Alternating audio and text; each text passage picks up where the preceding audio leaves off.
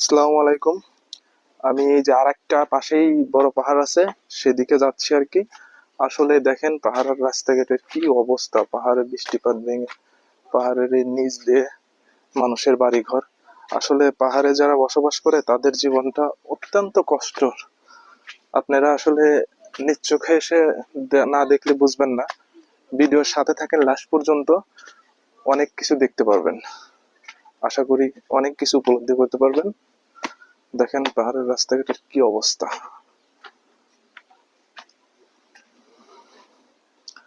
দেখি যাচ্ছি, সবাই সাথে থাকেন, সাপোর্ট দিবেন ইনশাল্লাহ, আমিও সাপোর্ট দিব। এইটা হচ্ছে পাহাড়ের রাস্তার অবস্থা, দেখতে পাচ্ছেন। মোটামুটি একটু উপরে আসছি, আরো উপরে যাচ্ছি আমরা। দেখা যাক পাহাড়ের উপরে কি আছে, আমিও ফার্স্ট টাইম, এখানে কখনো আসিনি। আসলে কক্সবাজারে অসংখ্য পাহাড়। ওয়াও, দেখেন আপনারা সিনারিটা দেখেন, সব পাহাড়, পাহাড়ের নিচে দেখেন মানুষ বসবাস করতেছে পাহাড়ের ডালে। আসলে বৃষ্টি হইলে এদের অনেক কষ্ট হয়ে যায়। আশেপাশের লোকেশন দেখেন, কি মনোরম পরিবেশ। আসলে এখানে আসলে এমনিতেই মন ভালো হয়ে যাবে।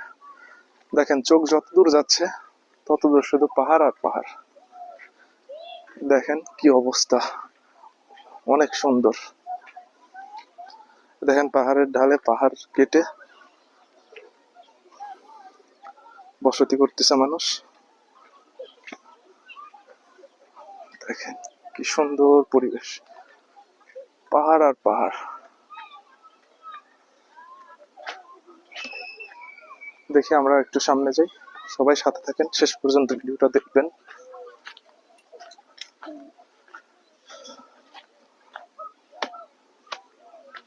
আশা করি ভালো লাগবে আপনাদের। পাহাড়ের ঢালে তো অনেক লোকজন দেখতেছে।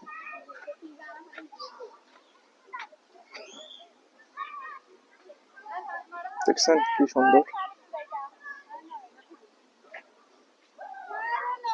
এখানে মনে হয় নিচে যাওয়া যাবে, বাট আমি এখন যাব না, রিক্সি আছে, বৃষ্টির দিন পড়ে যেতে পারি।